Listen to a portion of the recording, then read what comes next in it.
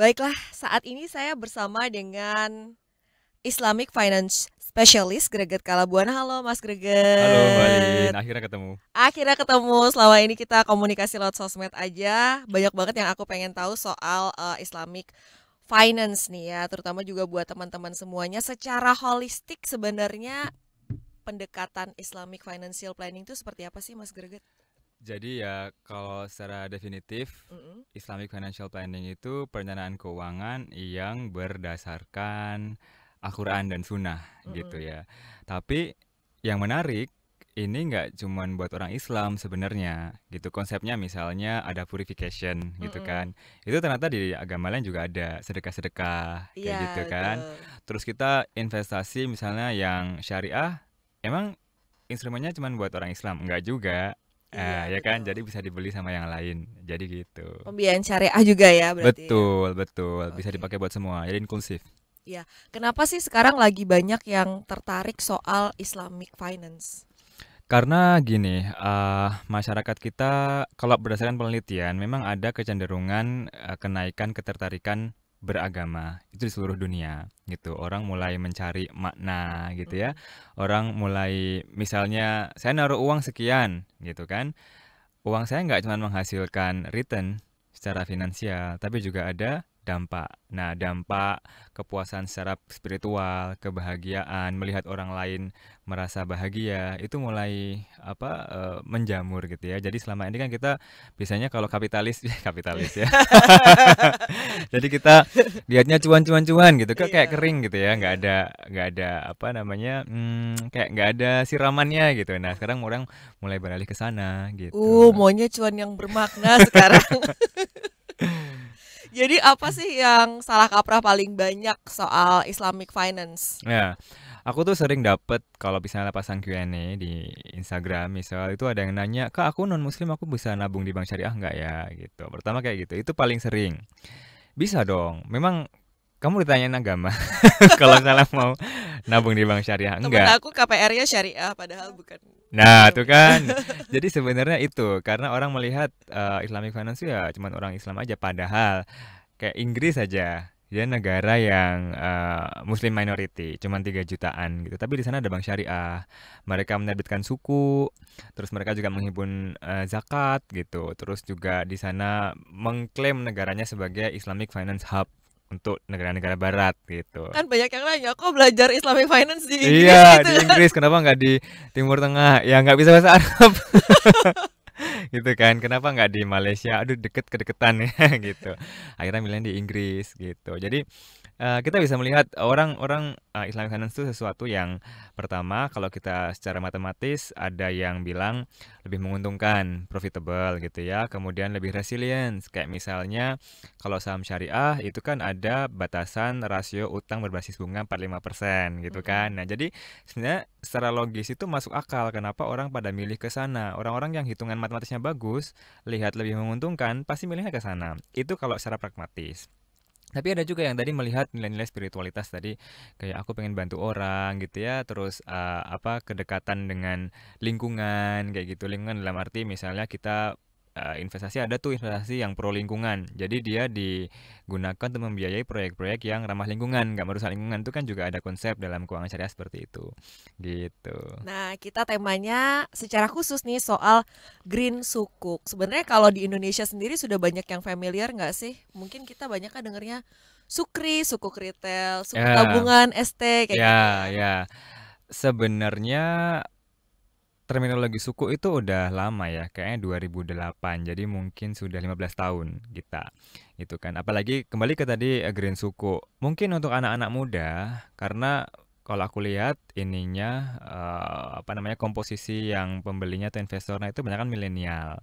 Green suku retail itu. Ini kita ngomongin yang retail dulu yang bisa dibeli oleh masyarakat Indonesia dalam denominasi rupiah gitu. Nah, itu mereka alasannya kenapa kok banyak milenial yang beli gitu, bukan orang generasi X gitu atau generasi Y, tapi kenapa milenial gitu. Ternyata lah kenapa kok yang beli justru milenial generasi Y, bukan X, bukan baby boomers gitu kan, Mm-mm. bukan orang tua mbah-mbah kita. Karena tadi ada unsur keberpihakan pada lingkungan. Anak-anak muda ini kalau Mm-mm. di media sosial nggak mau pakai sedotan, ya, nggak mau pakai plastik, nggak mau naik mobil atau motor sendiri, maunya kendaraan umum gitu kan, electric vehicle gitu. Nah, ternyata semangat mereka ini yang mendorong pergerakan investasi ke arah investasi yang berdampak gitu. Jadi dia tidak merusak lingkungan. Nah, ini yang poin penting yang dikandung dalam Green Suku. Dia pertama jelas syariah dan syariah for all gitu kan, inklusif. Kemudian yang kedua tadi dia berpihak pada lingkungan. Jadi investasinya itu dipakai untuk membiayai proyek-proyek yang ramah lingkungan gitu.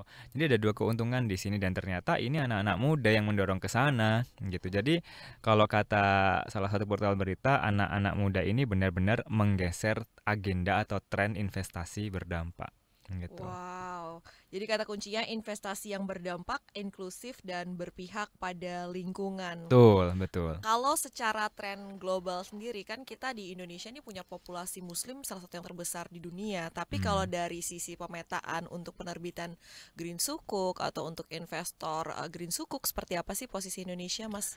Ya, kalau hubungannya dengan Indonesia sebagai negara dengan penduduk muslim terbesar di dunia, tentu potensinya besar ya. Tapi kembali kita bicara Green Suku ini, Green Suku ada dua gitu. Green Suku yang global, jadi yang diterbitkan di pasar internasional dan dibeli oleh korporasi gitu ya, perusahaan-perusahaan entitas gitu.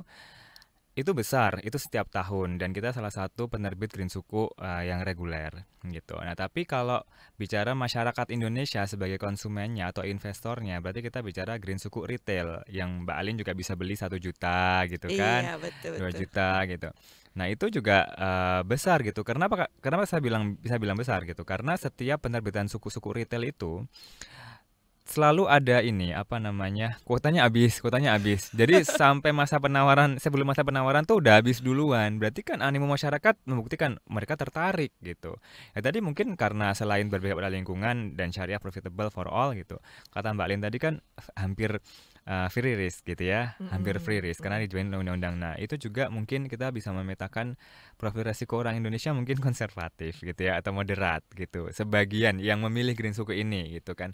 Sehingga mereka, oh ya udah aku ambil green suku karena ya aman gitu. Gitu. Ada banyak alasan sebenarnya untuk Ya, melirik Green Sukuk ya. Kalau dilihat dari behavior para investornya sendiri nih, apakah mereka itu biasanya memang sampai mengulik proyek apa yang dibiayain kemudian membaca kalau Green Suku kan juga kalau tidak salah ada pertanggungjawaban dalam artian report report. ya seperti apa dari dana yang digalang dari investor ini untuk membiayai proyek-proyek yang sudah ditentukan seperti itu.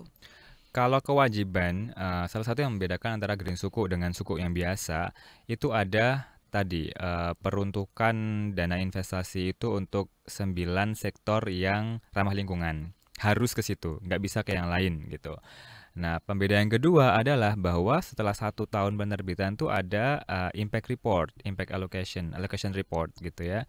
Jadi dari situ nanti kita bisa melihat, oh ternyata ada dampak nih dipakai buat ngebangun ini, ngebangun itu gitu ya. Terus kita bisa melihat nanti misalnya ada penurunan emisi karbon sekian sekian gitu. Nah, perkara masyarakat melihat atau tidak, yang penting kewajiban untuk melaporkan ini ada dan dilakukan gitu. Nah, saya pikir juga ini antara ayam dan telur ya. Jadi Mm-mm. melaporkan karena masyarakat yang mendesak gitu kan. Tapi ada juga sebelum masyarakat mendesak gitu ya dilaporkan dulu aja nggak apa-apa. Perkara masyarakat nggak lihat, tapi nanti ketika tanya udah ada tuh laporannya. Jadi bisa melihat gitu. Itu salah dua pembeda antara green suku sama suku yang biasa gitu. Oke. Nah, kalau dari sisi financial planning sendiri nih, ini kan tenornya antara 2 sampai 5 ya, Mas? Bener nggak sih Green Sukuk itu? Green suku yang mana nih? Kalau kita yang retail dulu deh, bicara yang retail dulu. Kalau yang retail, green suku retail itu Heeh, 2 tahun, heeh. 2 tahun. Oke. Tapi kalau yang sampai 5 tahun, 3 tahun tuh kayaknya suku retail aja. Oke. Kalau green suku retail kan serinya jenisnya suku tabungan. Oke, Ya, oke. suku tabungan. Oke. Jadi untuk mereka yang misalnya nih baru dengar-dengar Green Sukuk, apa yang perlu mereka cari tahu dari sisi keuangan mereka pribadi sebelum memutuskan oke akan berinvestasi di Green Sukuk? Ya, ini memilih instrumen investasi kan ya. Jadi Mm-mm, kayak yang biasa ya kita bahas ya Mbak Alin juga. mm-mm, mm-mm. Perencana keuangan tentu lihat profil resiko itu udah selesai lah ya. Kita memilih Bring Suku berarti udah tahu profil resiko kita seperti apa. Nah, setelah itu kita menurut saya memang ya menurut aku perlu dilihat juga gitu.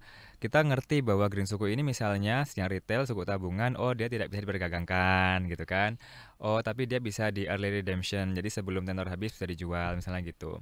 Ada syarat-syarat tertentu. Terus belinya di mana? Di mitra distribusi di mana itu gitu kan. Kita harus punya single identity number ya gitu-gitu. Nah, kita lihat di situnya yang pentingnya gitu. Jadi ngelihat bahwa ketika memilih instrumen investasi, oh saya paham betul bahwa instrumen investasi ini sifatnya seperti ini gitu. Kan ada juga yang uh, kalau nggak salah ya Green Suku yang retail terakhir itu kan pernah kejadian nanti kalau salah dikoreksi. Jadi imbal hasilnya itu mengambang tapi ada batasnya Mm-mm. gitu. Jadi kalau misalnya suku bunga turun, dia nggak ikut turun. Tapi kalau naik ikut naik gitu. Iya, Nah, jadi kan secara profit dia lebih untung gitu. lebih cuan ya. Makanya waktu itu Hmm. kayaknya war-nya lebih dahsyat gitu daripada Ya, SBN retail yang biasa ya. ya, ya, ya. Terutama untuk kalau dikaitin dengan sekarang ini era suku bunga yang lumayan tinggi ini, gimana sih kalau untuk suku hijau ini, green suku? Kalau Green Suku saat ini kan sedang nggak diterbitkan ya. Iya. Sekarang yang lagi dipasarkan itu, ditawarkan itu suku retail. Nah, suku Mm-mm. retail itu kalau nggak salah 6,25% untuk yang 3 tahun sama 6,40% yang 5 tahun. Nah, menurut aku sih itu lumayan ya. Dalam sekian tahun kita dapat segitu. Mm-mm. Dan yang menarik adalah dia imbal hasilnya dikasihnya per bulan. Jadi kayak dapat pemasukan Uang gitu. jajan Ya, bulan. benar dan bulanan itu. Jadi menurutku bersaing sih, Mbak. Oh Bersaing. iya. Mm, mm. Iya, ya, menarik, menarik. Kalau yang buat kita sekarang ini belakangan kayaknya kita banyaknya tahu tuh bahwa itu tuh Green Sukuk tuh diterbitin oleh pemerintah kayak gitu. Sebenarnya ada nggak sih kayak private sectors yang nerbitin Green Sukuk juga kalau di Indonesia? Kalau Indonesia korporasi berarti Mm-mm, Green Suku yang korporasi sepertinya belum ada. mm-mm, Tapi kalau di luar negeri sudah ada gitu. Nah, Indonesia ini kan Green Suku pertama yang diterbitkan oleh negara gitu. Nah, sebelumnya sebenarnya sudah ada tapi dari korporasi gitu. Itu pun setauku bentuknya masih Green Suku global ya, korporasi jadi bukan Green Suku retail yang masyarakat bisa beli gitu. Nah, kalau yang pertama kali di dunia ya di Indonesia Green Suku eceran retail gitu. Itu Indonesia Oke, gitu. berarti menarik juga ya bahwa Indonesia ini ada inisiatif untuk melibatkan investor retail terkait dengan Green Sukuk ini. Mm-mm. Nah, Mas Greg, yang saya mau tahu juga, ini arah tren Green Sukuk ke depannya beberapa tahun mendatang ini akan seperti apa di tatanan global maupun juga kalau kita tarik ke Indonesia? Ya, kalau kita melihat akar penyebab kenapa muncul green suku itu kan karena pertama isu lingkungan gitu ya, pemanasan global, global warming, perubahan iklim gitu. Nah, negara itu didesak untuk melakukan perubahan ke sana. Misalnya negara-negara termasuk Indonesia yang meratifikasi perjanjian Paris atau Paris Agreement itu kan berkomitmen menurunkan sekian persen emisi karbon. Nah, ternyata itu membutuhkan pembiayaan dan kita nggak bisa bergantung ke APBN saja. Jadi ada gap di situ, ada gap pembiayaan di situ. Nah, makanya dicarilah instrumen-instrumen inovatif yang berpihak ke situ. Salah satunya Green Suku. Nah, selama isu apa tadi climate crisis atau krisis iklim masih ada, masih akan terus naik menurut saya. Jadi green suku ini akan terus naik selama krisis iklim masih ada karena orang masih terus membutuhkan pembiayaan.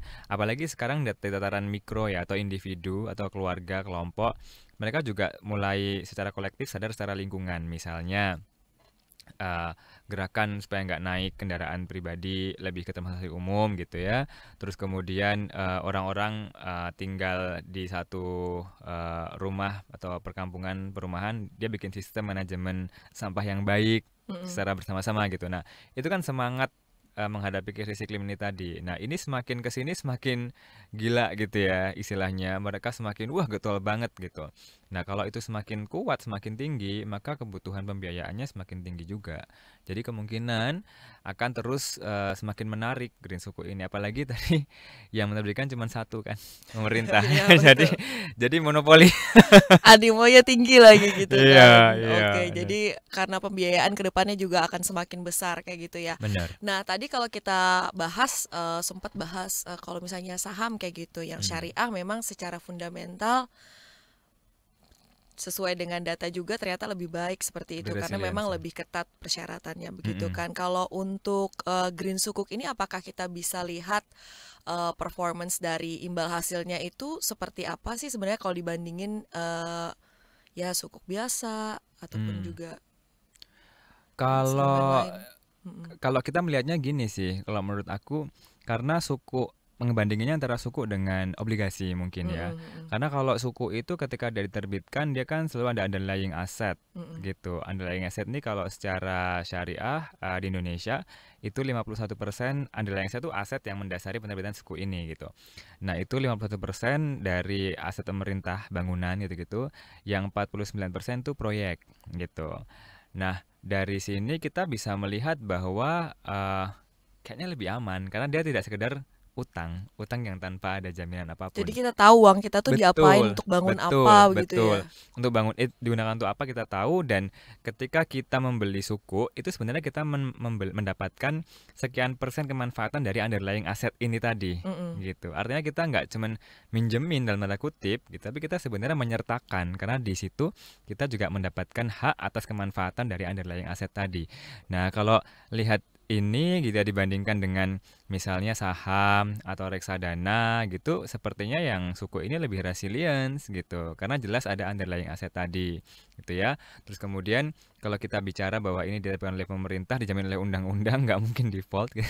Kalaupun default ada banyak aset pemerintah yang bisa dilikuidasi misalnya ya gitu. Iya. Nah itu wah berarti aman gitu. Jadi orang mungkin ngelihatnya juga ke sana gitu ya. Mm. Kalau dari sisi Islamic Financial Planning ini kalau untuk alokasi investasi itu ada guidance tertentu nggak sih, Mas? Sebenarnya sama. Kalau Mbak Alin, pasti Mbak Alin sudah paham juga ya. Jadi kayak misalnya kita harus punya diversifikasi. Kalau anak muda agresif gitu ya, Mm-mm. tujuannya jangka panjang, misalnya 80% mungkin saham gitu ya, 20% suku lah boleh gitu. Itu sama gitu. Bedanya kan sebenarnya instrumennya gitu. Iya. Bahwa yang saya pilih karena aku syariah misalnya, oh ya aku milihnya saham syariah. Aku milihnya suku bukan obligasi. Aku milihnya deposito yang syariah gitu. Jadi perbedaannya di instrumennya tadi sama sebelum masuk ke instrumennya filosofinya sih yang berbeda. Jadi kalau kita di syariah juga itu kan ketika investasi, investasi itu kan kalau di ekonomi syariah itu ada sektor real, sektor sosial, sektor kapital atau keuangan gitu. Nah, Mm-mm. itu tiga sektor ini tuh sebenarnya saling menggerakkan dan apa namanya, saling menggerakkan dan berputar gitu. Nah, kalau misalnya kita memilih investasi nih, gitu yang menggerakkan sektor real, maka sektor real bergerak, sosial juga bergerak, gitu. Jadi paradigma investasinya ke sana. Jadi tidak sekedar oh ya udah aku naruh di sini dapat cuan kembalian nanti sekian gitu selesai. Mm. Enggak gitu. Tapi ada sisi filosofis yang juga kita harus perhatikan supaya misalnya harta kita berputar membantu orang-orang gitu ya. Terus kemudian tidak sekadar ditimbun, disimpan di rumah, di safe deposit box, ups ya. Ups, berapa miliar tuh? Nah, jadi gitu. Jadi intinya tuh sebenarnya uang yang kita tanam Heeh. gitu ya. Itu udah berputar, dia ngasih manfaat ke masyarakat, ke ekonomi secara makro dan kita dapat imbal hasil gitu. Ah, asik. Mas Greget boleh kasih closing statement nih untuk investasi dan keberkahan. Ya, eh jadi apa ya? Terlalu banyak ini nanti kita yang bahas. Jadi kalau menurut aku sebenarnya tidak kita tidak harus selalu punya mindset bahwa harus investasi, investasi, investasi gitu ya. Jangan sampai mindset investasi itu memaksa kita untuk terpapar risiko. Artinya misalnya jadi ngutang gitu kan, terus ngejar cuan, akhirnya nyari investasi yang spekulasinya tinggi gitu. Jadi kita pastikan bahwa ketika kita investasi, kita sudah ngerti stepnya. Oh, saya harus punya proteksi dulu, saya sudah terbiasa nabung, baru one step ahead gitu, itu adalah investasi. Sehingga ketika investasi, oh ya saya ngerti gitu bahwa konsepnya mungkin untung, mungkin rugi gitu. Barang siapa yang dia siap untuk menanggung rugi, dialah yang berhak mendapatkan keuntungan sebenarnya gitu. Jadi investasi itu ke sana. Jadi jangan hanya berpikir bahwa oh saya pasti untung untung untung. Mungkin kalau misalnya pemikirannya pengennya untung-untung-untung terus, ya coba Green Suku Retail. Iya, Gitu. Karena tadi free risk gitu ya, betul. Iya, promosi. kadang-kadang sedih ya kalau lihat ada yang sampai kena kasus penipuan investasi bodong sampai beruntun 3 kali gitu kan. Ya, Setiap skandal dia ada gitu ya, kan. Kasihan bener ya, kasihan. kayak sebegitunya sebenarnya Mm-mm. ya mengejar keuntungan yang Sama tiada mungkin habisnya. mungkin tipsnya gini sih, HLL ya, HLL, Mm-mm. halal legal logis gitu. Halal tuh ya kita cek, oh bahwa investasi ini halal gitu. Legal berarti dia diawasi, terdaftar gitu ya oleh otoritas, baik produknya maupun institusinya. Yang ketiga logis. Nah, aku khawatir orang-orang yang kecemplung 2 kali, 3 kali gitu, dia tidak menggunakan logikanya gitu. Harusnya kalau udah sekali, mestinya bisa berpikir dong, ya kan? Kecuali kepepet gitu kan. Nah, jadi logikanya itu juga perlu dipakai. Jadi Eh, jangan emosi karena 90% keputusan investasi biasanya berdasarkan emosi. Keputusan keuangan juga ya kayak. Betul. Oh iya betul kan keuangan tuh emosi gitu. Makanya harus diperbanyak literasi gitu. Mantap, terima kasih Mas Greg.